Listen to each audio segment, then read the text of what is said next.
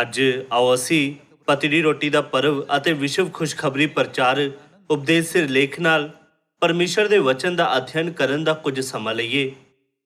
ਇਸ ਪਤੀ ਦੀ ਰੋਟੀ ਦੇ ਪਰਵ ਦੁਆਰਾ ਸਾਨੂੰ ਆਪਣੇ ਸਾਰੇ ਪਾਪਾਂ ਤੇ ਵਿਚਾਰ ਕਰਨ ਅਤੇ ਤੋਬਾ ਕਰਨ ਦੁਆਰਾ ਮਸੀਹ ਦੇ ਬਲੀਦਾਨ ਭਰੇ ਜੀਵਨ ਉੱਤੇ ਵਿਚਾਰ ਕਰਨਾ ਚਾਹੀਦਾ ਹੈ। ਅਜਿਹਾ ਕਰਕੇ ਸਾਨੂੰ ਇਹ ਸੋਚ ਕੇ ਇਸ ਪਰਵ ਨੂੰ ਮਨਾਉਣਾ ਚਾਹੀਦਾ ਹੈ ਕਿ ਅਸੀਂ ਵੀ ਉਹਨਾਂ ਦੇ ਦੁੱਖਾਂ ਵਿੱਚ ਹਿੱਸਾ ਲਵਾਂਗੇ। ਸੰਸਾਰ ਲਈ ਮਸੀਹ ਨੇ ਆਪਣਾ ਆਰਾਮ, ਆਪਣੀ ਖੁਸ਼ੀ ਅਤੇ ਇੱਥੋਂ ਤੱਕ ਕਿ ਆਪਣਾ ਸਾਰਾ ਜੀਵਨ ਵੀ ਤਿਆਗ ਦਿੱਤਾ।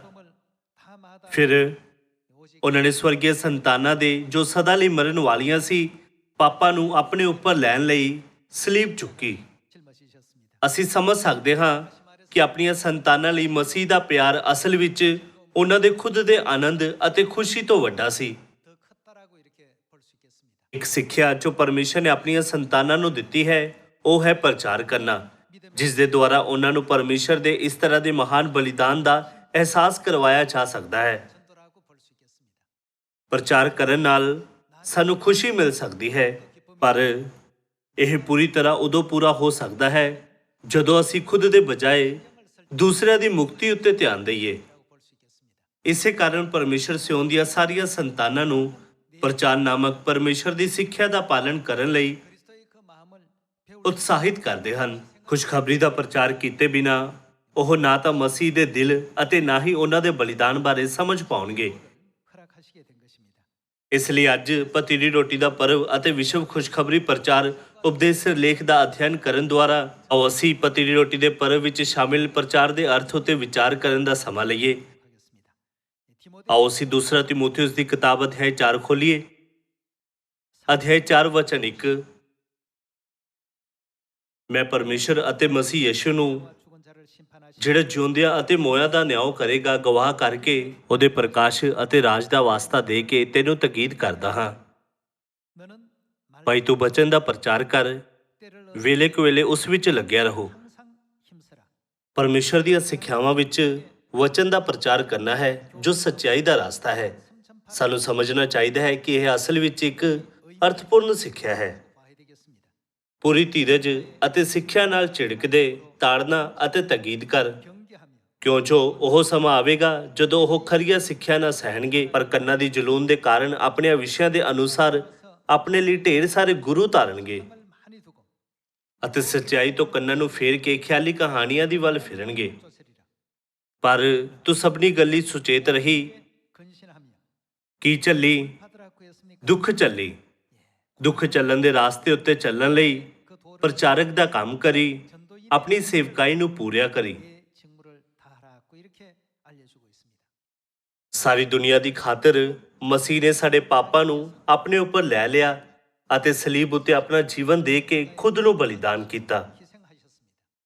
ਸਾਨੂੰ ਵੀ ਪਰਮੇਸ਼ਰ ਦੇ ਉਦਾਹਰਨ ਦਾ ਪਿੱਛਾ ਕਰਕੇ ਸਾਰੀ ਮਨੁੱਖ ਜਾਤੀ ਦੀ ਅਗਵਾਈ ਸਵਰਗ ਵਿੱਚ ਕਰਨ ਦੀ ਕੋਸ਼ਿਸ਼ ਕਰਨੀ ਚਾਹੀਦੀ ਹੈ, ਤਾਂ ਜੋ ਅਸੀਂ ਪੂਰੀ ਦੁਨੀਆ ਨੂੰ ਲਾਭ ਪਹੁੰਚਾਉਣ ਵਿੱਚ ਸਫਲ ਹੋ ਸਕੀਏ। ਜਦੋਂ ਅਸੀਂ ਨਿਆਣੇ ਸੀ, ਫਿਰ ਅਸੀਂ ਇੱਕ ਨਿਆਣੇ ਦੇ ਵਾਂਗ ਹੀ ਸੋਚ ਸਕਦੇ ਸੀ। ਨਿਆਣਿਆਂ ਕੋਲ ਸਿਰਫ ਖੁਦ ਲਈ ਜਿਉਣ ਤੋਂ ਇਲਾਵਾ ਕੋਈ ਵਿਕਲਪ ਨਹੀਂ ਹੁੰਦਾ ਹੈ। ਉਹ ਬਚਕਾਨਾ ਵਿਵਹਾਰ ਕਰਦੇ ਹਨ, ਜਿਵੇਂ ਭੁੱਖ ਲੱਗਣ ਤੇ ਭੋਜਨ ਲਈ ਰੋਣਾ ਜਾਂ ਆਪਣੇ ਡਾਇਪਰ ਬਦਲਣ ਦੀ ਜ਼ਰੂਰਤ ਲਈ ਰੋਣਾ। ਪਰ ਜੋ ਸਿਆਣੇ ਹੁੰਦੇ ਹਨ ਉਹ ਨਾ ਸਿਰਫ ਆਪਣਾ ਧਿਆਨ ਰੱਖਦੇ ਹਨ ਬਲਕਿ ਦੂਸਰਿਆਂ ਦੇ ਲਾਭ ਦੀ ਵੀ ਇੱਛਾ ਕਰਦੇ ਹਨ। ਇਹ ਉਹ ਲੋਕ ਹਨ ਜਿਨ੍ਹਾਂ ਬਾਰੇ ਕਿਹਾ ਜਾ ਸਕਦਾ ਹੈ ਕਿ ਉਹਨਾਂ ਕੋਲ ਇੱਕ ਸਿਆਣਾ ਵਿਸ਼ਵਾਸ ਹੈ। ਸਾਡਾ ਵਿਸ਼ਵਾਸ ਇੱਕ ਨਿਆਣੇ ਦੇ ਵਿਸ਼ਵਾਸ ਨਾਲੋਂ ਵੱਡੇ ਦੇ ਵਿਸ਼ਵਾਸ ਵਿੱਚ ਬਦਲਣਾ ਚਾਹੀਦਾ ਹੈ। ਸਾਡੇ ਵਿਸ਼ਵਾਸ ਵਿੱਚ ਹੋਣ ਵਾਲੇ ਇੱਕ ਮਹੱਤਵਪੂਰਨ ਬਦਲਾਵ ਲਈ ਪ੍ਰਚਾਰ ਕਰਨਾ ਸਭ ਤੋਂ ਜ਼ਰੂਰੀ ਕਾਰਕ ਹੈ। ਜੇਕਰ ਅਸੀਂ ਸਿਰਫ ਆਪਣੇ ਲਈ ਜਾਂ ਆਪਣੀ ਸੰਤੁਸ਼ਟੀ ਲਈ ਪ੍ਰਚਾਰ ਕਰਦੇ ਹਾਂ ਤਾਂ ਅਸੀਂ ਕਦੇ ਵੀ ਫਲ ਨਹੀਂ ਪੈਦਾ ਕਰ ਸਕਾਂਗੇ। ਜਦੋਂ ਅਸੀਂ ਦੂਸਰਿਆਂ ਦਾ ਵਿਚਾਰ ਕਰਦੇ ਹਾਂ ਅਤੇ ਸਵੈ ਸੰਜਮ ਦਾ ਅਭਿਆਸ ਕਰਦੇ ਹਾਂ ਅਤੇ ਜਦੋਂ ਅਸੀਂ ਦੂਸਰਿਆਂ ਦੇ ਲਾਭ ਬਾਰੇ ਸੋਚਦੇ ਹਾਂ ਅਤੇ ਬਲੀਦਾਨ ਕਰਦੇ ਹਾਂ, ਫਿਰ ਮੁਕਤੀ ਦਾ ਮਹਾਨ ਕੰਮ ਆਖਿਰਕਾਰ ਪੂਰਾ ਹੋ ਜਾਵੇਗਾ। ਇਸੇ ਕਾਰਨ ਦੂਸਰਾ ਤਿਮੋਥਿਉਸ ਅਧਿਆਇ 4 ਪ੍ਰਚਾਰ ਨੂੰ ਚੰਗੇ ਦੁੱਖ ਦੇ ਰੂਪ ਵਿੱਚ ਵਰਣਨ ਕਰਦਾ ਹੈ। ਪਰਮੇਸ਼ਰ ਨੇ ਸਾਨੂੰ ਸਿਖਾਇਆ, ਖੁਸ਼ਖਬਰੀ ਪ੍ਰਚਾਰ ਦਾ ਕੰਮ ਕਰੋ ਅਤੇ ਆਪਣੀ ਸੇਵਕਾਈ ਨੂੰ ਪੂਰਾ ਕਰੋ। ਆਓ ਅਸੀਂ ਪਹਿਲਾ ਪਤਰਸ ਦੀ ਕਿਤਾਬ ਅਧਿਆਇ 5 ਨਾਲ ਜਾਰੀ ਰੱਖੀਏ। ਅਧਿਆਇ 5 ਆਇਤ 8। ਸੁਚੇਤ ਹੋਵੋ, ਜਾਗਦੇ ਰਹੋ, ਤੁਹਾਡਾ ਵਿਰੋਧੀ ਸ਼ੈਤਾਨ ਬੁੱਕ ਦੇ ਸੀ ਵਾਂਗੂ ਭਾਲਦਾ ਫਿਰਦਾ ਹੈ, ਭਾਈ ਕਿਹਨੂੰ ਫਾੜ ਖਾਵਾਂ। ਤੁਸੀਂ ਆਪਣੀ ਨੇਚਾ ਵਿੱਚ ਤਕੜੇ ਹੋ ਕੇ ਉਹਦਾ ਸਾਹਮਣਾ ਕਰੋ, ਇਹ ਜਾਣ ਕੇ ਜੋ ਤੁਹਾਡੇ ਗੁਰੂ ਭਾਈ ਜਿਹੜੇ ਜਗਤ ਵਿੱਚ ਹਨ ਉਹਨਾਂ ਨੂੰ ਵੀ ਇਹੋ ਦੁੱਖ ਸਹਿਣੇ ਪੈਂਦੇ ਹਨ। ਅਤੇ ਪਰਮ ਕਿਰਪਾਲੂ ਪਰਮੇਸ਼ਵਰ ਜਿਹਨੇ ਤੁਹਾਨੂੰ ਆਪਣੇ ਸਦੀਪਕ ਤੇਜ ਦੇ ਲਈ ਮਸੀਹ ਵਿੱਚ ਸੱਦਿਆ, ਜਦ ਤੁਸੀਂ ਥੋੜਾ ਚਿਰ ਦੁੱਖ ਭੋਗ ਲਿਆ ਤਾਂ ਆਪੇ ਤੁਹਾਨੂੰ ਕਾਮਿਲ, ਕਾਇਮ ਅਤੇ ਤਕੜਿਆ ਕਰੇਗਾ। ਖੁਸ਼ਖਬਰੀ ਦਾ ਪ੍ਰਚਾਰ ਕਰਦੇ ਸਮੇਂ ਸਾਡੇ ਕੋਲ ਆਪਣੇ ਲਾਭ ਲਈ ਨਹੀਂ ਬਲਕਿ ਦੁਨੀਆ ਦੇ ਲਾਭ ਲਈ ਦੁੱਖ ਦਾ ਸਮਾਂ ਆਉਂਦਾ ਹੈ। ਇਸ ਦੁੱਖ ਦੇ ਦੁਆਰਾ ਸਾਡਾ ਜੀਵਨ ਸਲੀਬ ਤੇ ਮਸੀਹ ਦੇ ਬਲੀਦਾਨ ਭਰੇ ਜੀਵਨ ਨਾਲ ਜੁੜਿਆ ਹੁੰਦਾ ਹੈ। ਪਰਮੇਸ਼ਰ ਸਾਨੂੰ ਸਿਖਾਉਂਦੇ ਹਨ ਕਿ ਉਹਨਾਂ ਦੁੱਖਾਂ ਦੁਆਰਾ ਉਹ ਸਾਨੂੰ ਦੁਬਾਰਾ ਸਥਾਪਿਤ ਕਰਦੇ ਹਨ, ਸਾਨੂੰ ਮਜ਼ਬੂਤ ਬਣਾਉਂਦੇ ਹਨ ਅਤੇ ਸਥਿਰ ਕਰਦੇ ਹਨ ਅਤੇ ਸਾਡੇ ਵਿਸ਼ਵਾਸ ਦੀ ਨੀਂਹ ਨੂੰ ਮਜ਼ਬੂਤ ਕਰਦੇ ਹਨ। ਕਿ ਇਸੇ ਕਾਰਨ ਸਾਨੂੰ ਪ੍ਰਚਾਰ ਨਾਮਕ ਸੱਚਾਈ ਦੇ ਰਾਸਤੇ ਉੱਤੇ ਚੱਲਣ ਦਾ ਅਭਿਆਸ ਨਹੀਂ ਕਰਨਾ ਚਾਹੀਦਾ, ਜਿਸ ਦੀ ਪਰਮੇਸ਼ਰ ਨੇ ਸਾਨੂੰ ਆਗਿਆ ਦਿੱਤੀ ਹੈ। ਇਸੇ ਲਈ ਸਾਡੇ ਵਿਸ਼ਵਾਸ ਦੇ ਜੀਵਨ ਵਿੱਚ ਪ੍ਰਚਾਰ ਦੇ ਜੀਵਨ ਨੂੰ ਖੁਸ਼ਖਬਰੀ ਤੋਂ ਜ਼ਰੂਰੀ ਹਿੱਸਿਆਂ ਵਿੱਚੋਂ ਇੱਕ ਮੰਨਿਆ ਜਾ ਸਕਦਾ ਹੈ। ਦੁਨੀਆ ਦੀ ਖਾਤਰ ਪਰਮੇਸ਼ਰ ਨੂੰ ਇਸੇ ਦਿਨ ਸਵੇਰੇ 9 ਵਜੇ ਸਲੀਬ ਉੱਤੇ ਚੜਾਇਆ ਗਿਆ ਸੀ ਅਤੇ ਦੁਪਹਿਰ 3 ਵਜੇ ਉਹਨਾਂ ਦੀ ਮੌਤ ਹੋ ਗਈ ਸੀ। ਇਸ ਸਮੇਂ ਆਓ ਅਸੀਂ ਸਵਰਗੀ ਪਿਤਾ ਜੀ ਦੀ ਇੱਛਾ ਬਾਰੇ ਸੋਚੀਏ, ਜਿਨ੍ਹਾਂ ਨੇ ਮਨੁੱਖ ਜਾਤੀ ਦੇ ਸਾਰੇ ਪਾਪਾਂ ਨੂੰ ਆਪਣੇ ਉੱਪਰ ਲੈ ਲਿਆ। ਜਿਹਾ ਕਰਕੇ ਸਾਨੂੰ ਸਾਮਰੀਆ ਵਿੱਚ ਅਤੇ ਧਰਤੀ ਦੇ ਬੰਨੇ ਤੀਕਰ ਖੁਸ਼ਖਬਰੀ ਦਾ ਪ੍ਰਚਾਰ ਕਰਨ ਦਾ ਮਿਸ਼ਨ ਸਾਨੂੰ ਸੌਂਪਣ ਦੇ ਸੱਚੇ ਅਤੇ ਡੂੰਘੇ ਅਰਥ ਉੱਤੇ ਵਿਚਾਰ ਕਰਨਾ ਚਾਹੀਦਾ ਹੈ।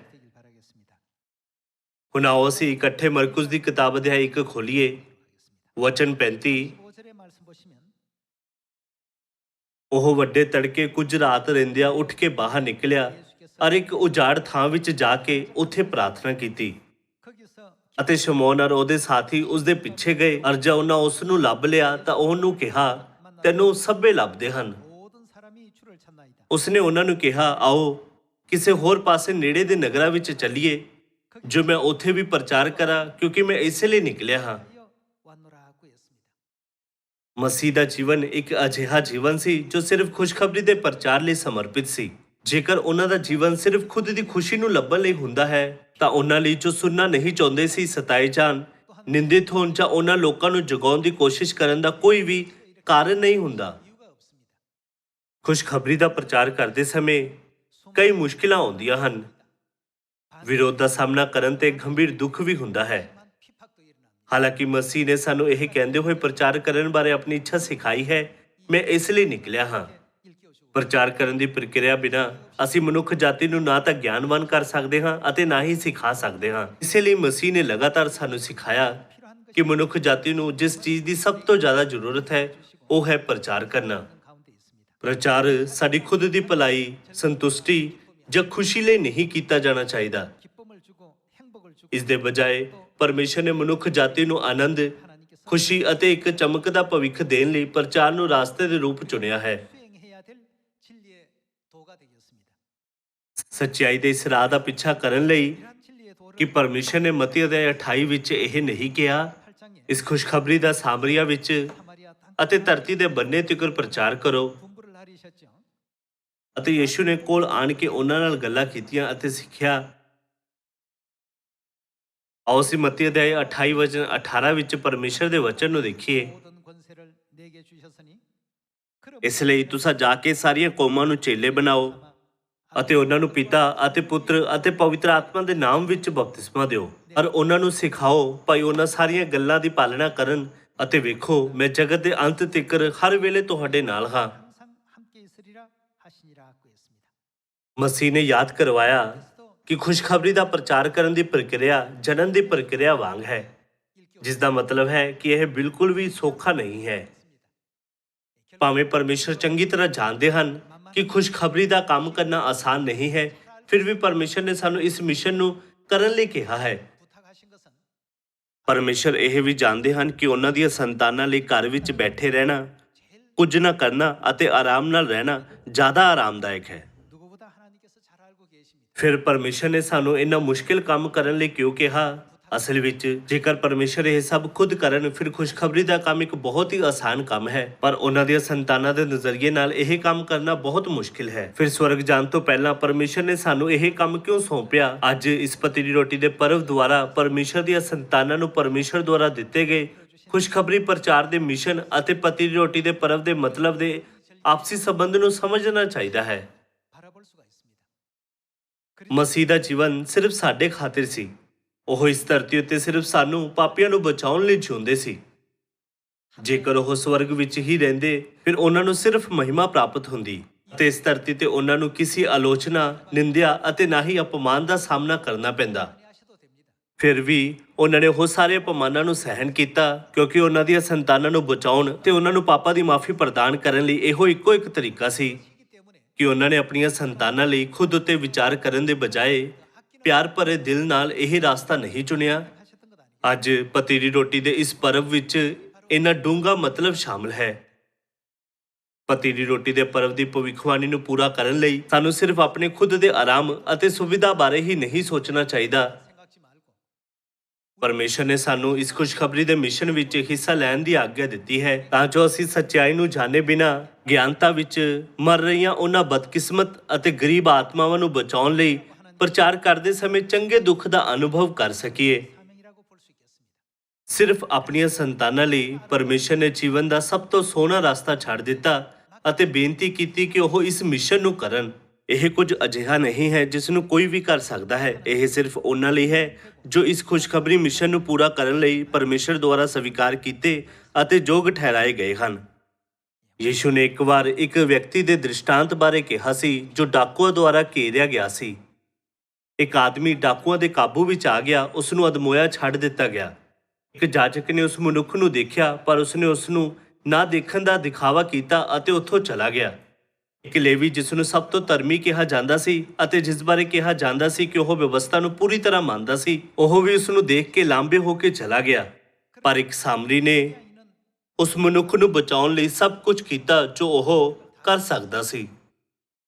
ਉਸ ਵੇਲੇ ਉਹ ਸਾਮਰੀ ਯਾਤਰਾ ਤੇ ਸੀ।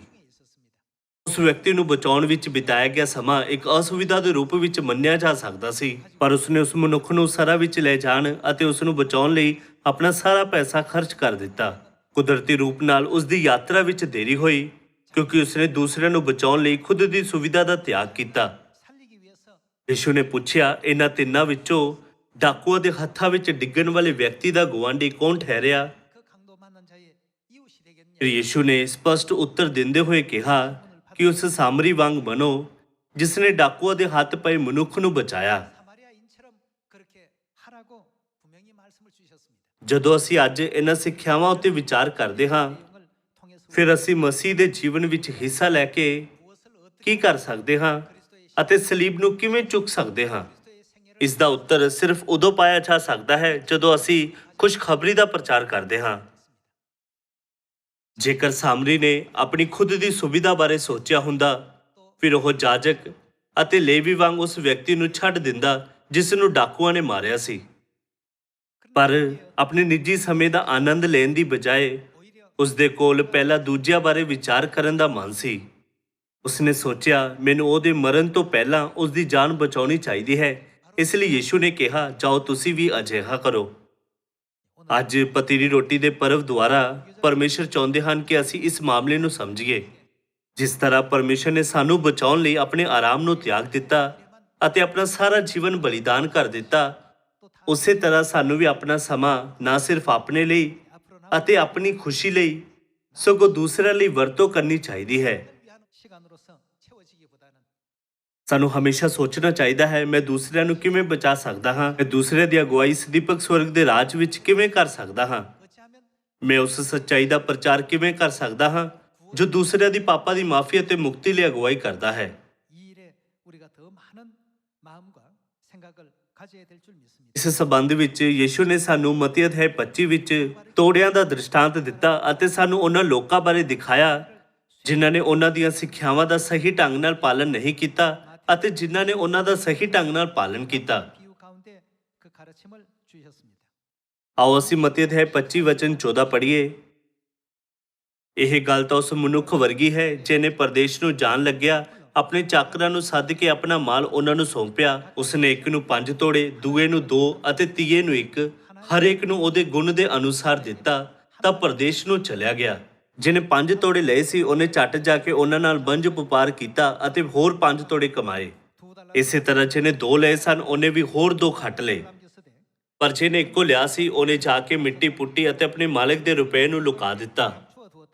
ਬਹੁਤ ਚਿਰ ਪਿੱਛੋਂ ਉਹਨਾਂ ਚਾਕਰਾਂ ਦਾ ਮਾਲਕ ਆਇਆ ਅਤੇ ਉਹਨਾਂ ਤੋਂ ਲੇਖਾ ਲੈਣ ਲੱਗਾ। ਸੋ ਜਿਹਨੇ 5 ਤੋੜੇ ਲਏ ਸਨ ਉਹਨੇ ਕੋਲ ਆਣ ਕੇ ਹੋਰ 5 ਤੋੜੇ ਉਹਦੇ ਅੱਗੇ ਰੱਖ ਅਤੇ ਕਿਹਾ, ਸੁਆਮੀ ਜੀ, ਤੁਸੀਂ ਮੈਨੂੰ 5 ਤੋੜੇ ਸੌਂਪੇ ਸਨ, ਵੇਖੋ ਮੈਂ 5 ਤੋੜੇ ਹੋਰ ਵੀ ਖੱਟੇ।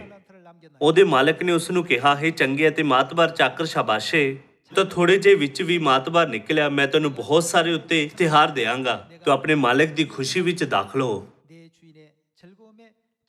ਅਤੇ ਜਿਹਨੇ 2 ਤੋੜੇ ਲਏ ਸਨ ਉਹਨੇ ਵੀ ਕੋਲ ਆਣ ਕੇ ਬੋਲਿਆ, ਸੁਆਮੀ ਜੀ, ਤੁਸੀਂ ਮੈਨੂੰ 2 ਤੋੜੇ ਸੌਂਪੇ ਸਨ, ਵੇਖੋ ਮੈਂ 2 ਤੋੜੇ ਹੋਰ ਵੀ ਖੱਟੇ। ਉਹਦੇ ਮਾਲਕ ਨੇ ਉਸ ਨੂੰ ਕਿਹਾ, ਹੈ ਚੰਗੇ ਅਤੇ ਮਾਤਬਾਰ ਚਾਕਰ, ਸ਼ਾਬਾਸ਼ੇ, ਤੂੰ ਥੋੜੇ ਜਿਹੇ ਵਿੱਚ ਵੀ ਮਾਤਬਾਰ ਨਿਕਲਿਆ। ਮੈਂ ਤੈਨੂੰ ਬਹੁਤ ਸਾਰੇ ਉੱਤੇ ਇਸ਼ਤਿਹਾਰ ਦਿਆਂਗਾ, ਤੂੰ ਆਪਣੇ ਮਾਲਕ ਦੀ ਖੁਸ਼ੀ ਵਿੱਚ ਦਾਖਲ ਹੋ। ਫਿਰ ਜਿਹਨੇ 1 ਤੋੜਾ ਲਿਆ ਸੀ ਉਹ ਵੀ ਕੋਲ ਆਣ ਕੇ ਬੋਲਿਆ, ਸੁਆਮੀ ਜੀ, ਮੈਂ ਤੁਹਾਨੂੰ ਜਾਣਿਆ ਜੋ ਤੁਸੀਂ ਕੜਰੇ ਆਦਮੀ ਹੋ ਕਿ ਜਿੱਥੇ ਤੁਸੀਂ ਨਹੀਂ ਬੀਜਿਆ ਉੱਥੋਂ ਵੱਢਦੇ ਹੋ, ਔਰ ਜਿੱਥੇ ਤੁਸੀਂ ਨਹੀਂ ਖੰਡਾਇਆ ਉੱਥੋਂ ਇਕੱਠਾ ਕਰਦੇ ਹੋ। ਸੋ ਮੈਂ ਡਰਿਆ ਅਤੇ ਜਾ ਕੇ ਤੁਹਾਡੇ ਤੋੜੇ ਨੂੰ ਧਰਤੀ ਵਿੱਚ ਲੁਕਾ ਦਿੱਤਾ, ਇਹ ਆਪਣਾ ਲੈ ਲਓ। ਉਸਦੇ ਮਾਲਕ ਨੇ ਉਸ ਨੂੰ ਉੱਤਰ ਦਿੱਤਾ, ਓਏ ਦੁਸ਼ਟ ਅਤੇ ਆਲਸੀ ਚਾਕਰ, ਤੇ ਜਾਣਿਆ ਭਾਈ, ਜਿੱਥੇ ਮੈਂ ਨਹੀਂ ਬੀਜਿਆ ਉੱਥੋਂ ਵੱਢਦਾ ਹਾਂ, ਔਰ ਜਿੱਥੇ ਮੈਂ ਨਹੀਂ ਖੰਡਾਇਆ ਉੱਥੋਂ ਇਕੱਠਾ ਕਰਦਾ ਹਾਂ। ਇਸੇ ਲਈ ਤੈਨੂੰ ਚਾਹੀਦਾ ਸੀ ਜੋ ਮੇਰੇ ਰੁਪਏ ਸਰਾਫਾਂ ਨੂੰ ਦਿੰਦਾ ਤਾਂ ਮੈਂ ਆਣ ਕੇ ਆਪਣਾ ਮਾਲ ਵਿਆਜ ਸੁਦਾ ਲੈਂਦਾ। ਉਹ ਤੋੜਾ ਉਸ ਕੋਲੋਂ ਲੈ ਲਓ ਅਤੇ ਜਿਹਦੇ ਕੋਲ 10 ਤੋੜੇ ਹਨ ਉਹਨੂੰ ਦਿਓ, ਕਿਉਂਕਿ ਜਿਸ ਕੋਲ ਕੁਝ ਹੈ ਉਹਨੂੰ ਦਿੱਤਾ ਜਾਵੇਗਾ ਅਤੇ ਉਹਦਾ ਵਾਅਦਾ ਹੋਵੇਗਾ, ਪਰ ਜਿਹਦੇ ਕੋਲ ਨਹੀਂ ਉਸ ਕੋਲ ਜੋ ਉਹਦਾ ਹੈ ਸੋ ਵੀ ਫੇਰ ਲਿਆ ਜਾਵੇਗਾ। ਇਸ ਨਿਕੰਮੇ ਚਾਕਰ ਨੂੰ ਬਾਹਰ ਦੇ ਅੰਧਕੌਰ ਵਿੱਚ ਕੱਢ ਦਿਓ, ਉੱਥੇ ਰੋਣਾ ਅਤੇ ਕਚੀਚੀਆਂ ਵੱਟਣਾ ਹੋਵੇਗਾ। ਇੱਥੇ ਤੋੜਿਆਂ ਦੇ ਦ੍ਰਿਸ਼ਟਾਂਤ ਵਿੱਚ ਯਿਸੂ ਨੇ ਇੱਕ ਆਦਮੀ ਬਾਰੇ ਦੱਸਿਆ ਜਿਸ ਨੂੰ 5 ਤੋੜੇ ਮਿਲੇ ਸੀ, ਜਿਸ ਨੂੰ 2 ਤੋੜੇ ਮਿਲੇ ਸੀ ਅਤੇ ਜਿਸ ਨੇ 1 ਤੋੜਾ ਜ਼ਮੀਨ ਵਿੱਚ ਦੱਬ ਦਿੱਤਾ ਸੀ। ਦ੍ਰਿਸ਼ਟਾਂਤ ਵਿੱਚ 1 ਨੂੰ 5 ਤੋੜੇ ਮਿਲੇ ਅਤੇ 1 ਨੂੰ 2 ਤੋੜੇ ਮਿਲੇ। ਜੇਕਰ ਉਹ ਸਿਰਫ ਆਪਣੇ ਲਈ ਅਤੇ ਆਪਣੇ ਆਰਾਮ ਲਈ ਜਿਉਂਦੇ ਹੁੰਦੇ ਫਿਰ ਉਹਨਾਂ ਨੂੰ ਯਿਸੂ ਮਸੀਹ ਤੋਂ ਅਜਿਹੀਆਂ ਆਸ਼ੀਸ਼ਾਂ ਕਦੇ ਨਹੀਂ ਮਿਲਦੀਆਂ। ਜੇਕਰ ਉਹ ਆਪਣੀ ਖੁਦ ਦੀ ਖੁਸ਼ੀ ਲਈ ਜਿਉਂਦੇ ਹੁੰਦੇ ਫਿਰ ਉਹਨਾਂ ਨੇ ਆਪਣੇ ਪੈਸੇ ਨੂੰ ਕੰਮ ਵਿੱਚ ਲਗਾਉਣ ਅਤੇ ਲਾਭ ਕਮਾਉਣ ਲਈ ਕਦੇ ਕੋਈ ਕੋਸ਼ਿਸ਼ ਨਹੀਂ ਕੀਤੀ ਹੁੰਦੀ। ਦਾਸਾਂ ਨੂੰ ਪ੍ਰਾਪਤ ਤੋੜਿਆਂ ਦੀ ਕੀਮਤ ਮਹੱਤਵਪੂਰਨ ਸੀ। ਇਹ ਇੱਕ ਬਹੁਤ ਵੱਡੀ ਰਾਸ਼ੀ ਸੀ। ਉਹ ਉਸ ਪੈਸੇ ਨਾਲ ਜ਼ਿੰਦਗੀ ਭਰ ਜਿੰਨਾ ਚਾਹਣ ਉਹਨਾਂ ਖਾ ਸਕਦੇ ਸੀ, ਖੇਡ ਸਕਦੇ ਸੀ, ਆਰਾਮ ਕਰ ਸਕਦੇ ਸੀ, ਸੋ ਸਕਦੇ ਸੀ ਅਤੇ ਦੂਸਰਿਆਂ ਦੀ ਮਦਦ ਤੋਂ ਬਿਨਾਂ ਜੀਵਨ ਜੀ ਸਕਦੇ ਸੀ। ਹਾਲਾਂਕਿ 5 ਹੋਰ ਤੋੜੇ ਹਾਸਿਲ ਕਰਨ ਲਈ ਉਹਨਾਂ ਨੂੰ ਬਹੁਤ ਕੋਸ਼ਿਸ਼ ਕਰਨੀ ਪਈ ਅਤੇ ਖੁਦ ਨੂੰ ਪੂਰੀ ਤਰ੍ਹਾਂ ਸਮਰਪਿਤ ਕਰਨਾ ਪਿਆ।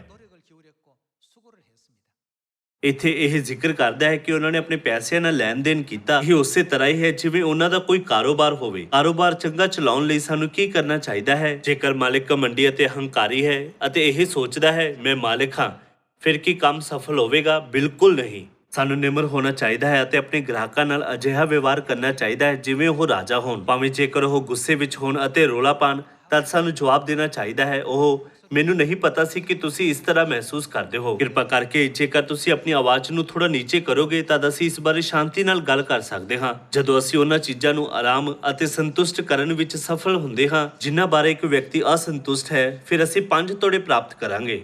ਪਰ 1 ਤੋੜਾ ਪ੍ਰਾਪਤ ਕਰਨ ਵਾਲੇ ਵਿਅਕਤੀ ਨੇ ਕੀ ਕੀਤਾ? ਉਸਨੇ ਅਜਿਹਾ ਕਰਨ ਤੋਂ ਮਨਾ ਕੀਤਾ ਅਤੇ ਸੋਚਿਆ ਕਿ ਤੁਸੀਂ ਜਾਣਦੇ ਹੋ ਮੈਂ ਕੌਣ ਹਾਂ, ਮੈਂ ਤੁਹਾਡੇ ਸਾਹਮਣੇ ਇਸ ਤਰ੍ਹਾਂ ਕਿਉਂ ਝੁਕਾਂ? ਤੁਸੀਂ ਮੈਨੂੰ ਅਜਿਹਾ ਨੀਵਾਂ ਕੰਮ ਕਰਨ ਲਈ ਕਿਵੇਂ ਕਹਿ ਸਕਦੇ ਹੋ? ਕਿਉਂਕਿ ਉਸਨੇ ਅਜਿਹਾ ਸੋਚਿਆ, ਇਸ ਲਈ ਉਸਨੇ ਆਪਣੇ 1 ਤੋੜੇ ਨੂੰ ਜ਼ਮੀਨ ਵਿੱਚ ਦੱਬ ਦਿੱਤਾ। ਭਰਾਵੋ ਤੇ ਭੈਣੋ, ਅੱਜ ਪਤੀਲੀ ਰੋਟੀ ਦਾ ਪਰਵ ਉਹ ਦਿਨ ਹੈ ਜਦੋਂ ਮਸੀਹ ਨੇ ਸਾਨੂੰ ਬਚਾਉਣ ਲਈ ਆਪਣੇ ਆਪ ਨੂੰ ਬਲੀਦਾਨ ਕਰ ਦਿੱਤਾ। ਜਿਨ੍ਹਾਂ ਨੇ ਫੈਸਲਾ ਲਿਆ ਹੈ ਮੈਂ ਵੀ ਮਸੀਹ ਦੇ ਸਲੀਬ ਦੇ ਦੁੱਖ ਵਿੱਚ ਹਿੱਸਾ ਲਵਾਂਗਾ। ਪਰਮੇਸ਼ਰ ਨੇ ਮਸੀਹ ਦੇ ਦੁੱਖ ਵਿੱਚ ਭਾਗੀ ਹੋਣ ਦਾ ਰਾਸਤਾ ਦਿਖਾਇਆ ਹੈ। ਉਹ ਰਾਹ ਤੇ ਦਿਸ਼ਾ ਪ੍ਰਚਾਰ ਵਿੱਚ ਸ਼ਾਮਲ ਹੈ। ਪ੍ਰਚਾਰ ਕਰਦੇ ਸਮੇਂ ਉਹ ਸਾਰੇ ਜੋ ਉਸ ਦੁੱਖ ਵਿੱਚ ਹਿੱਸਾ ਲੈਣਾ ਚਾਹੁੰਦੇ ਹਨ ਉਹ ਕੁਦਰਤੀ ਤੌਰ ਨਾਲ ਜਾਣਨਗੇ ਅਤੇ ਮਹਿਸੂਸ ਕਰਨਗੇ ਕਿ ਕਿਉਂ ਪ੍ਰਚਾਰ ਕਰਨਾ ਮਸੀਹ ਦੇ ਸਲੀਬ ਦੇ ਰਾਸਤੇ ਦਾ ਪਾਲਣ ਕਰਨ ਦਾ ਰਾਹ ਹੈ। ਨਾਲ ਹੀ ਜਦੋਂ ਅਸੀਂ ਖੁਸ਼ਖਬਰੀ ਦਾ ਪ੍ਰਚਾਰ ਕਰਨ ਦੇ ਨਤੀਜੇ ਵਜੋਂ ਕਈ ਤੋੜੇ ਪ੍ਰਾਪਤ ਕਰਦੇ ਹਾਂ, ਫਿਰ ਅਸੀਂ ਇਹ ਵੀ ਮਹਿਸੂਸ ਕਰਾਂਗੇ ਕਿ ਸਲੀਬ ਦਾ ਇਹ ਰਾਸਤਾ ਸਾਨੂੰ ਕਿੰਨੀ ਵਡਿਆਈ ਅਤੇ ਆਨੰਦ ਦਿੰਦਾ ਹੈ। ਅੱਜ ਇਸ ਪਤੀ ਦੀ ਰੋਟੀ ਦੇ ਪਰਵ ਦੁਆਰਾ ਇਸ ਗੱਲ ਉੱਤੇ ਵਿਚਾਰ ਕਰਦੇ ਹੋਏ ਕਿ ਮਸੀਹ ਇਸ ਧਰਤੀ ਉੱਤੇ ਸਾਨੂੰ ਬਚਾਉਣ ਲਈ ਆਏ ਸੀ, ਅਸੀਂ ਵੀ ਹੁਣ ਤੋਂ ਸਿਰਫ ਆਪਣੀ ਖੁਸ਼ੀ, ਸ਼ਾਂਤੀ ਅਤੇ ਸਿਹਤ ਬਾਰੇ ਨਹੀਂ ਸੋਚਾਂਗੇ, ਬਲਕਿ ਉਹਨਾਂ ਲੋਕਾਂ ਬਾਰੇ ਸੋਚਾਂਗੇ ਜਿਨ੍ਹਾਂ ਨੇ ਇਸ ਸੱਚਾਈ ਨੂੰ ਨਹੀਂ ਸੁਣਿਆ ਹੈ। ਜੇਕਰ ਪਰਮੇਸ਼ਰ ਅੱਜ ਨਿਆਂ ਦੇ ਦਿਨ ਦੀ ਘੋਸ਼ਣਾ ਕਰਨ, ਫਿਰ ਸਾਰੇ ਮਨੁੱਖ ਯਕੀਨਨ ਰੂਪ ਨਾਲ ਨਰਕ ਵਿੱਚ ਜਾਣ ਲਈ ਨਿਯੁਕਤ ਹੋਣਗੇ। ਇਸ ਲਈ ਸਾਨੂੰ ਸੋਚਣਾ ਚਾਹੀਦਾ ਹੈ, ਮੈਂ ਉਹਨਾਂ ਨੂੰ ਕਿਵੇਂ ਬਚਾ ਸਕਦਾ ਹਾਂ। ਉਹ ਸਾਮਰੀ ਉਸ ਮਨੁੱਖ ਨੂੰ ਸਿਰਫ ਦੇਖਦਾ ਨਾ ਰਿਹਾ ਜਿਸ ਨੂੰ ਲੁੱਟਿਆ ਗਿਆ ਸੀ ਅਤੇ ਸੜਕ ਤੇ ਅਧਮੋਇਆ ਛੱਡ ਦਿੱਤਾ ਗਿਆ ਸੀ। ਇਸ ਦੇ ਬਜਾਏ ਉਸਨੇ ਸੋਚਿਆ, ਮੈਂ ਇਸ ਮਨੁੱਖ ਦੀ ਜਾਨ ਕਿਵੇਂ ਬਚਾ ਸਕਦਾ ਹਾਂ। ਇਸ ਲਈ ਉਸਨੇ ਆਪਣੀ ਖੁਸ਼ੀ ਦੀ ਪਰਵਾਹ ਨਹੀਂ ਕੀਤੀ, ਆਪਣੀ ਯਾਤਰਾ ਵਿੱਚ ਦੇਰੀ ਕਰ ਦਿੱਤੀ ਅਤੇ ਉਸ ਦੀ ਯਾਤਰਾ ਲਈ ਤਿਆਰ ਕੀਤੇ ਗਏ ਸਾਰੇ ਧਨ ਨੂੰ ਸਿਰਫ ਉਸ ਵਿਅਕਤੀ ਨੂੰ ਬਚਾਉਣ ਲਈ ਖਰਚ ਕਰ ਦਿੱਤਾ। ਸਾਮਰੀ ਨੇ ਉਸ ਮਨੁੱਖ ਲਈ ਸਭ ਕੁਝ ਕੀਤਾ, ਭਾਵੇਂ ਉਹ ਪੂਰੀ ਤਰ੍ਹਾਂ ਇੱਕ ਅਜਨਬੀ ਸੀ। ਯੀਸ਼ੂ ਨੇ ਸਾਮਰੀ ਨੂੰ ਆਸ਼ੀਸ਼ ਦਿੱਤੀ ਜਿਸ ਨੇ ਇੱਕ ਅਜਨਬੀ ਦੇ ਜੀਵਨ ਨੂੰ ਬਚਾਉਣ ਲਈ ਬਹੁਤ ਮਿਹਨਤ ਕੀਤੀ। ਯੀਸ਼ੂ ਨੇ ਕਿਹਾ, ਤੂੰ ਵੀ ਜਾ ਕੇ ਉਸੇ ਤਰ੍ਹਾਂ ਕਰ। ਮੇਰਾ ਮੰਨਣਾ ਹੈ ਕਿ ਸਾਨੂੰ ਸਾਰਿਆਂ ਨੂੰ ਇਹ ਮਹਿਸੂਸ ਕਰਨਾ ਚਾਹੀਦਾ ਹੈ ਕਿ ਮਸੀਹ ਦੇ ਸਲੀਬ ਨੂੰ ਚੁੱਕਣ ਦਾ ਤਰੀਕਾ ਖੁਸ਼ਖਬਰੀ ਵਿੱਚ ਪਾਇਆ ਜਾ ਸਕਦਾ ਹੈ। ਅਸੀਂ ਇਸ ਦੇ ਬਾਰੇ ਦੂਸਰਾ ਥੈਸਲੋਨੀਕੀਓ ਅਧਿਆਇ 1 ਵਿੱਚ ਹੋਰ ਸਿੱਖਿਆਵਾਂ ਨੂੰ ਪਾ ਸਕਦੇ ਹਾਂ। ਪਰਮੇਸ਼ਰ ਨੇ ਸਲੀਬ ਦੇ ਅਰਥ ਨੂੰ ਖੁਸ਼ਖਬਰੀ ਵਿੱਚ ਬੀਜਿਆ ਹੈ। ਇਸ ਲਈ ਜਦੋਂ ਅਸੀਂ ਪੂਰੀ ਤਰ੍ਹਾਂ ਉਹਨਾਂ ਦੇ ਰਾਹ ਉੱਤੇ ਚੱਲਦੇ ਹਾਂ, ਫਿਰ ਅਸੀਂ ਕਹਿ ਸਕਦੇ ਹਾਂ ਕਿ ਉਹਨਾਂ ਨਾਲ ਮਿਲ ਕੇ ਅਸੀਂ ਮਸੀਹ ਦੇ ਸਲੀਬ ਦਾ ਬੋਝ ਚੁੱਕਦੇ ਹਾਂ ਅਤੇ ਉਹਨਾਂ ਦੇ ਦੁੱਖ ਵਿੱਚ ਹਿੱਸਾ ਲੈਂਦੇ ਹਾਂ। ਦੂਸਰਾ ਥੈਸਲੋਨੀਕੀਆ ਅਧਿਆਇ 1 ਵਚਨ 5, ਇਹ ਪਰਮੇਸ਼ਰ ਦੇ ਯਥਾਰਥ ਨਿਆਂ ਦਾ ਪ੍ਰਮਾਣ ਹੈ।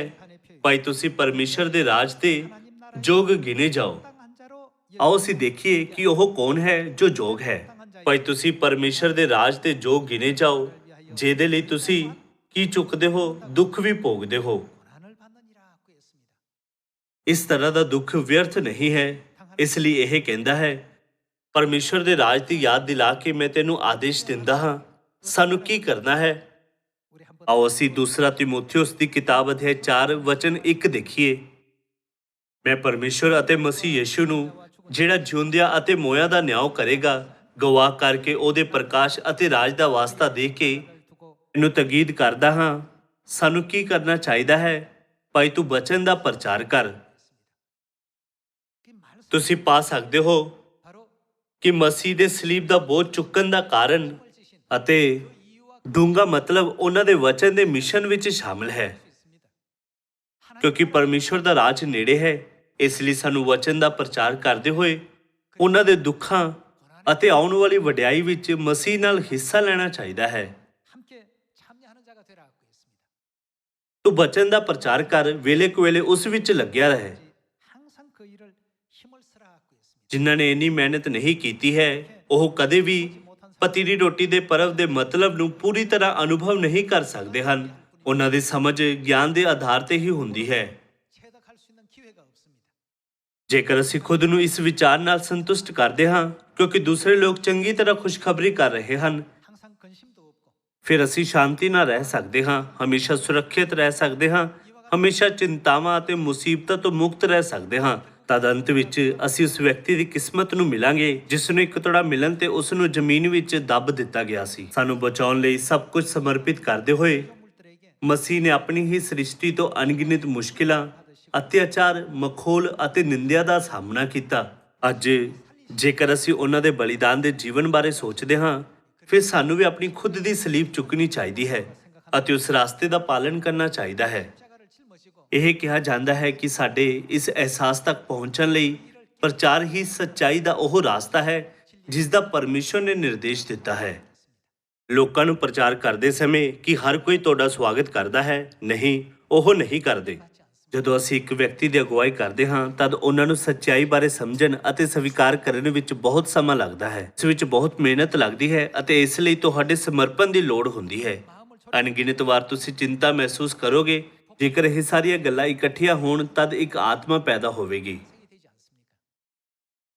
ਇਸ ਲਈ ਮਸੀਹ ਨੇ ਸਾਨੂੰ ਸਾਮਰੀਆ ਵਿੱਚ ਅਤੇ ਧਰਤੀ ਦੇ ਬੰਨੇ ਤੀਕਰ ਇਸ ਖੁਸ਼ਖਬਰੀ ਦਾ ਪ੍ਰਚਾਰ ਕਰਨ ਦਾ ਹੁਕਮ ਦਿੱਤਾ ਹੈ। ਪ੍ਰਚਾਰ ਕਰਦੇ ਹੋਏ ਸਾਨੂੰ ਸਿਰਫ ਆਪਣੀਆਂ ਸੰਤਾਨਾਂ ਲਈ ਕੀਤੇ ਗਏ ਸਵਰਗੀ ਪਿਤਾ ਮਾਤਾ ਜੀ ਦੇ ਬਲੀਦਾਨ ਬਾਰੇ ਸੋਚਣਾ ਚਾਹੀਦਾ ਹੈ। ਸਾਨੂੰ ਸੋਚਣਾ ਚਾਹੀਦਾ ਹੈ, ਤੁਸੀਂ ਮੇਰੇ ਲਈ ਇੰਨਾ ਸਮਾਂ ਦਿੱਤਾ ਅਤੇ ਤੁਸੀਂ ਬ੍ਰਾਹਮਣ ਦੇ ਅਣਗਿਣਤ ਤਾਰਿਆਂ ਵਿੱਚੋਂ ਧਰਤੀ ਨਾਮਕ ਇਸ ਛੋਟੇ ਜਿਹੇ ਗ੍ਰਹਿ ਉੱਤੇ ਵੀ ਸਰੀਰ ਦੇ ਕੱਪੜੇ ਪਾ ਕੇ ਆਏ ਅਤੇ ਮੈਨੂੰ ਬਚਾਉਣ ਲਈ ਆਪਣੇ ਆਪ ਨੂੰ ਬਲੀਦਾਨ ਕਰ ਦਿੱਤਾ। ਤੁਸੀਂ ਸਿਰਫ ਮੈਨੂੰ ਬਚਾਉਣ ਲਈ ਸਵਰਗ ਦੇ ਸਿੰਘਾਸਨ ਨੂੰ ਪਿੱਛੇ ਛੱਡ ਦਿੱਤਾ। ਤੁਸੀਂ ਮੈਨੂੰ ਬਚਾਉਣ ਲਈ ਸਾਰੇ ਸਵਰਗੀ ਅਧਿਕਾਰ ਅਤੇ ਵਡਿਆਈ ਨੂੰ ਤਿਆਗ ਦਿੱਤਾ। ਜਦੋਂ ਇਸ ਤਰ੍ਹਾਂ ਦੀ ਮਾਨਸਿਕਤਾ ਸਾਡੇ ਅੰਦਰ ਹੋਵੇਗੀ, ਉਦੋਂ ਫਲ ਪੈਦਾ ਹੋਣਾ ਸ਼ੁਰੂ ਹੋ ਜਾਵੇਗਾ। ਸਲੀਬ ਉੱਤੇ ਬਲੀਦਾਨ ਨੂੰ ਸਮਝੇ ਬਿਨਾਂ ਪ੍ਰਚਾਰ ਕਰਨਾ ਉੱਪਰੋਂ ਪ੍ਰਚਾਰ ਕਰਨਾ ਹੈ, ਕਿਉਂਕਿ ਇਹ ਮਸੀਹ ਦੇ ਸਲੀਬ ਦੇ ਮਤਲਬ ਤੇ ਵਿਚਾਰ ਨਾ ਕਰਨ ਵਾਲਾ ਪ੍ਰਚਾਰ ਹੈ। ਜੇਕਰ ਪਰਮੇਸ਼ਰ ਨੇ ਸਿਰਫ ਖੁਦ ਬਾਰੇ ਸੋਚਿਆ ਹੁੰਦਾ, ਫਿਰ ਉਹਨਾਂ ਲਈ ਸਿਰਫ ਸਵਰਗ ਵਿੱਚ ਰਹਿਣਾ ਜ਼ਿਆਦਾ ਆਰਾਮਦਾਇਕ ਹੁੰਦਾ। ਭਾਵੇਂ ਅਸੀਂ ਪਾਪੀ ਹਾਂ, ਪਰ ਪਰਮੇਸ਼ਰ ਨੇ ਸਾਡਾ ਜੀਵਨ ਬਚਾਉਣ ਲਈ, ਸਾਡੀ ਦੇਖਭਾਲ ਕਰਨ ਅਤੇ ਸਾਡੀ ਤੋਬਾ ਵਿੱਚ ਅਗਵਾਈ ਕਰਨ ਲਈ 6000 ਸਾਲਾਂ ਦੀ ਯੋਜਨਾ ਬਣਾਈ। ਉਹਨਾਂ ਨੇ ਸਵਰਗਦੂਤਾਂ ਨਾਲੋਂ ਵੀ ਨੀਚਲੇ ਰੂਪ ਵਿੱਚ ਇਸ ਧਰਤੀ ਉੱਤੇ ਆਉਣ ਲਈ ਸਵਰਗ ਦੀ ਸਾਰੀ ਮਹਿਮਾ ਨੂੰ ਪਿੱਛੇ ਛੱਡ ਦਿੱਤਾ। ਆਪਣੀ ਹੀ ਸ੍ਰਿਸ਼ਟੀ ਦੁਆਰਾ ਕੋੜੇ ਮਾਰੇ ਜਾਣ, ਮਜ਼ਾਕ ਉਡਾਏ ਜਾਣ, ਦੁਰਵਿਵਹਾਰ ਹੋਣ ਅਤੇ ਇਸ ਤਰ੍ਹਾਂ ਦੇ ਦਰਦ ਅਤੇ ਪੀੜਾ ਵਿੱਚ ਡਰੇ ਹੁੰਦੇ ਹੋਏ ਵੀ ਉਹਨਾਂ ਨੇ ਕਿਹਾ, ਹੇ ਮੇਰੇ ਪਿਤਾ, ਜੇ ਇਹ ਮੇਰੇ ਪੀਣ ਬਿਨਾਂ ਨਹੀਂ ਟਲ ਸਕਦਾ ਤਾਂ ਤੇਰੀ ਮਰਜ਼ੀ ਹੋਵੇ। ਫਿਰ ਵੀ ਜਿਵੇਂ ਮੈਂ ਚਾਹੁੰਦਾ ਹਾਂ ਉਸੇ ਤਰ੍ਹਾਂ ਮੇਰੀ ਇੱਛਾ ਜਾਂ ਆਰਾਮ ਦੇ ਅਨੁਸਾਰ ਨਹੀਂ, ਪਰ ਤੁਹਾਡੀ ਇੱਛਾ ਦੇ ਅਨੁਸਾਰ ਹੋਵੇ। ਅੱਜ ਪਰਮੇਸ਼ਰ ਨੇ ਪਤੀਲੀ ਰੋਟੀ ਦੇ ਇਸ ਪਰਵ ਦਾ ਅਰਥ ਪ੍ਰਚਾਰ ਵਿੱਚ ਰੱਖਿਆ ਹੈ। ਨਤੀਜੇ ਵਜੋਂ ਕਿ ਬਾਈਬਲ ਇਹ ਨਹੀਂ ਕਹਿੰਦੀ ਉਹ ਆਪਣੇ ਕੁੱਲ ਨੂੰ ਦੇਖੇਗਾ। ਜਦੋਂ ਵੀ ਅਸੀਂ ਪਰਮੇਸ਼ਰ ਬਾਰੇ ਸੋਚਦੇ ਹੋਏ ਪ੍ਰਚਾਰ ਕਰਦੇ ਹਾਂ, ਤਦ ਇਹ ਕਿੰਨਾ ਸੋਹਣਾ ਹੁੰਦਾ ਹੈ। ਇਹ ਸੱਚੇ ਪ੍ਰਚਾਰ ਦਾ ਇੱਕ ਉਦਾਹਰਣ ਹੈ ਜੋ ਇਸ ਧਰਤੀ ਦੇ ਅੰਦਰ ਦੇ ਡੂੰਘੇ ਅਰਥ ਨੂੰ ਸਮਝਾਉਂਦਾ ਹੈ। ਪ੍ਰਚਾਰ ਕਰਨਾ ਸਿਰਫ ਸ਼ਬਦਾਂ ਨਾਲ ਦੂਸਰਿਆਂ ਨੂੰ ਆਪਣੇ ਵਿਚਾਰ ਅਤੇ ਵਿਸ਼ਵਾਸ ਦਿਖਾਉਣ ਜਾਂ ਬਾਈਬਲ ਬਾਰੇ ਗਿਆਨ ਨੂੰ ਫੈਲਾਉਣ ਲਈ ਨਹੀਂ ਹੈ। ਆਪਣੇ ਆਪ ਨੂੰ ਇਹ ਕਹਿੰਦੇ ਹੋਏ, ਮੈਂ ਸਲੀਬ ਉੱਤੇ ਮਸੀਹ ਦੇ ਇਸ ਬਲੀਦਾਨ ਦੀ ਪਾਲਣਾ ਕਰਾਂਗਾ। ਸਾਨੂੰ ਬੱਚਾ ਪੈਦਾ ਕਰਨ ਦੇ ਦੁੱਖ ਨੂੰ ਚੱਲਦੇ ਹੋਏ ਵਿਸ਼ਵਾਸ ਨਾਲ ਪ੍ਰਚਾਰ ਕਰਨ ਲਈ ਬਾਹਰ ਜਾਣਾ ਚਾਹੀਦਾ ਹੈ।